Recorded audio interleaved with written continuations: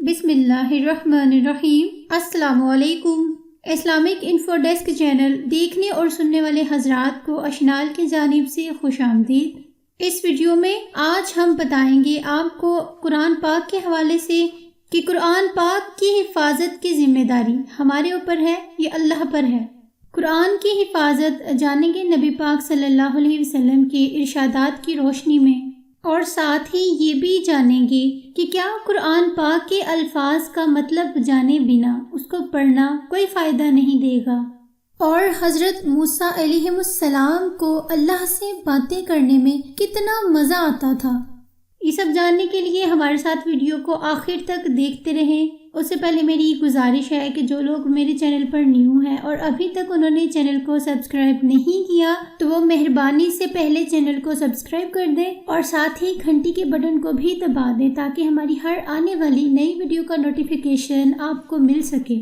اللہ تبارک و تعالی کا فرمان ہے جس کا مفہوم ہے، بے شک ہم نے اسے نازل کیا اور ہم خود ہی اس کے نگہبان ہیں۔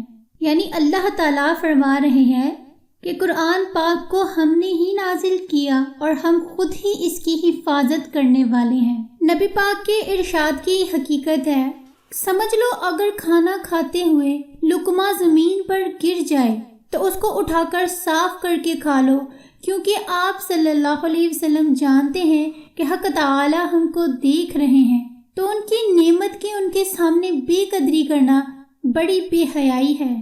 خدا تعالیٰ نے آپ کے ہاتھوں میں قرآن پاک دے دیا تو اب یہ آپ کا ہو گیا، تو کیا ایسی قیمتی چیز جو سلطانوں کے سلطان کے دربار سے ملی ہو اس کی حفاظت نہیں کرنی چاہیے؟ یقیناً کرنی چاہیے، اور تب تو لازماً کرنی چاہیے جب خدا تعالیٰ کی مرضی اس کی حفاظت میں ہو اور اللہ تعالیٰ اس کو محفوظ رکھنا چاہتے ہیں تو آپ کو بھی اللہ تعالیٰ کی مرضی پر چلنا چاہیے۔ اب اگر کوئی حفظ قرآن کر لے تو اس کو اپنے حفظ پر کیا ناز کرنا چاہیے کہ میں نے قرآن پاک کو حفظ کر کے اس کو محفوظ کر دیا، میرا حافظہ ہی اتنا قوی تھا کہ قرآن پاک کو حفظ کر لیا۔ نہیں، ایسا ہرگز نہیں سوچنا چاہیے۔ کوئی نظم یا نثر یاد کر کے دیکھ لیں، آپ کو آپ کے حافظے کی حقیقت معلوم ہو جائے گی۔ یہ تو خدا تعالیٰ کی ہی حفاظت ہے کہ اس نے قرآن پاک جیسی ضخیم کتاب کا حفظ کرنا اتنا آسان کر دیا کہ بچے تک حفظ کر لیتے ہیں، حالانکہ قرآن میں متشابہات بھی کثرت سے ہیں۔ تو اس بات پر یہی کہنا پڑے گا کہ اللہ تعالیٰ تو یہ چاہتے ہیں ہمارا نام حافظوں کی فہرست میں آ جائے، ہم حافظان قرآن کی فہرست میں داخل ہو جائیں، اور یہ ہمارے لیے انعام ہے، ورنہ دراصل حافظ تو اللہ تعالیٰ ہی ہے۔ اللہ تعالیٰ کے اس انعام پر جو اس نے ہم پر کیا، یہ کہنا چاہیے، کہاں میں اور کہاں یہ نکہت گل، نسیم صبح تیری مہربانی۔ اب رہا یہ سوال کہ مطلب اور معنی سمجھے بنا قرآن کے الفاظ کو پڑھنے کا کوئی فائدہ نہیں، تو یہ کہنا ہرگز صحیح نہیں۔ ایک فائدہ تو یہی ہے کہ معنی کی حفاظت الفاظ کی حفاظت کے بنا نہیں ہو سکتی۔ یہ جواب تو سائنس اور عقل کے موافق ہے۔ اس کے علاوہ ایک جواب تو نقلی ہے، اور وہ یہ ہے کہ حضور پاک صلی اللہ علیہ وسلم کا ارشاد ہے، قرآن کے ہر الفاظ پر 10 نیکیاں ملتی ہیں۔ جس نے ایک بار زبان سے الحمد کہا، اس کے نامہ اعمال میں اسی وقت 50 نیکیاں لکھی گئیں۔ 50 نیکیاں۔ شاید عقل پرستوں کو یہ جواب پھیکا معلوم ہو، مگر حقیقت میں یہ بڑا قیمتی نفع ہے جس کی قدر مرنے کے بعد معلوم ہوگی، جبکہ نیکیوں کی ہی پوچھ ہوگی۔ اور میرے نبی صلی اللہ علیہ وسلم نے قرآن پاک کے الفاظ کی حفاظت کا اہتمام کچھ اس طرح سے فرمایا کہ جب آپ صلی اللہ علیہ وسلم پر وحی نازل ہوتی تو آپ صلی اللہ علیہ وسلم جبرائیل علیہ السلام کے ساتھ پڑھتے جاتے، حالانکہ حضور صلی اللہ علیہ وسلم کا حافظہ بہت قوی تھا، بلکہ آپ صلی اللہ علیہ وسلم کے سارے گواہی بہت مضبوط تھے کہ 63 سال کی عمر میں بھی آپ صلی اللہ علیہ وسلم کے بال کچھ ہی سفید ہوئے تھے۔ نبی پاک صلی اللہ علیہ وسلم نے الفاظ قرآن کی حفاظت کا اس قدر اہتمام کیا کہ آپ حضرت جبرائیل علیہ السلام کے ساتھ ساتھ قرآن پاک پڑھتے جاتے، کیونکہ آپ صلی اللہ علیہ وسلم کو ان محبوب الفاظ کے نکلنے کا اندیشہ تھا کہ کہیں کوئی لفظ میری یاد سے نکل نہ جائے، اس لیے ساتھ ساتھ پڑھتے جاتے۔ اس سے اندازہ کیجئے کہ حضور صلی اللہ علیہ وسلم کو ان الفاظ قرآن سے کس درجے عشق تھا، یہاں تک کہ حق تعالیٰ کے منع کرنے کی نوبت آئی کہ آپ ساتھ ساتھ پڑھنے کی مشقت برداشت نہ کیا کریں۔ ہم ذمہ لیتے ہیں کہ ہم قرآن کو آپ صلی اللہ علیہ وسلم کے دل پر جما دیں گے۔ اس تسلی کے بعد حضور صلی اللہ علیہ وسلم کو الفاظ قرآن کا اس درجے اہتمام تھا، تو ہم کو بھی ان کا اہتمام کرنا چاہیے، کیونکہ الفاظ کی حفاظت کے بنا معنی کی حفاظت نہیں ہو سکتی۔ اور سب سے پہلے معنی کا نزول نبی کریم صلی اللہ علیہ وسلم کے قلب مبارک میں ہوا۔ ان سے بہتر الفاظ قرآن کے معنی کو اور کون جان سکتا ہے؟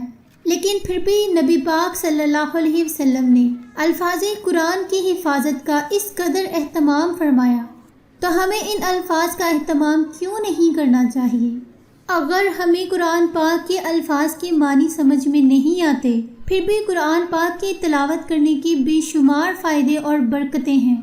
کبھی آپ نے کسی عارف کو قرآن پاک کی تلاوت کرتے ہوئے دیکھا ہو تو آپ کو معلوم ہو کہ اس عارف کو قرآن پاک کی تلاوت میں کتنا مزہ اور سرور آتا ہے، یہاں تک کہ اس بات کا انکشاف ہوتا ہے کہ وہ خود نہیں پڑھ رہا بلکہ کسی نے کلام اس کے اندر بند کر دیا اور وہ بس بول رہا ہے۔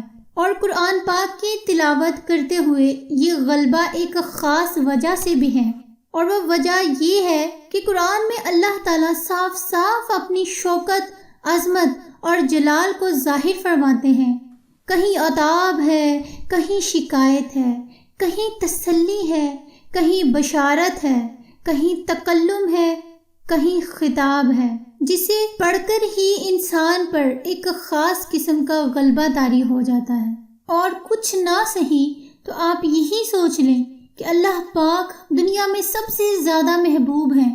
ایک عاشق کے لیے اپنے محبوب سے بڑھ کر کوئی چیز نہیں ہوتی۔ دنیا میں شاید ہی کوئی ایسا عاشق ہو جو اپنے محبوب کو نہ سننا چاہتا ہو۔ تو قرآن پاک اللہ تعالیٰ کا کلام ہے، کون مسلمان ہوگا جو اللہ سے کلام نہیں کرنا چاہتا ہوگا اور اپنے محبوب کو نہیں سننا چاہتا ہوگا؟ عاشق تو محبوب کی ایک بات سننے کو ترس جاتے ہیں۔ حضرت سیدنا موسیٰ علیہ السلام کا واقعہ ہے کہ جب حضرت سیدنا موسیٰ علیہ السلام سے سوال ہوا، اے موسیٰ تمہارے داہنے ہاتھ میں کیا ہے؟ تو اس کے جواب میں صرف یہ کہہ دینا کافی تھا کہ عصا، یعنی صرف عصا کہہ دینے سے بات ختم ہو سکتی تھی، مگر چونکہ ان کو اللہ تعالیٰ سے محبت تھی اور وہ محبوب سے زیادہ باتیں کرنا چاہتے تھے، انہوں نے وقت کو غنیمت سمجھ کر محبوب سے باتیں کرنے کا موقع تلاش لیا۔ انہوں نے تفصیل سے جواب دیا کہ یہ میری لاٹھی ہے، میں اس پر سہارا لگا لیتا ہوں، اس سے بکریوں کے لیے پتے جھاڑتا ہوں، اور اتنی طویل بات کی، اور آخر میں یہ بھی فرمایا کہ اس میں میرے اور بھی کئی مقصد ہیں۔ اور یہ کیوں کہا؟ یہ اس لیے کہا کہ آئندہ کلام کی گنجائش نکل سکی کہ حق تعالیٰ مجھ سے دریافت فرمائے کہ ہاں صاحب اور کون سے مقصد ہیں اس لاٹھی سے، ذرا وہ بھی تو بیان کیجئے۔ اور اس طرح سے اور باتیں کروں گا یا خود ہی عرض کرنے لگ جاؤں گا کہ پہلے میں نے اس لاٹھی کے مقصد نہیں بتائے، اب میں وہ بھی بتانا چاہتا ہوں۔ غرض بتانے کا مقصد یہ ہے کہ کس طرح موسیٰ علیہ السلام نے آئندہ باتیں کرنے کی گنجائش نکالی، اور یہ گنجائش کیوں نکالی؟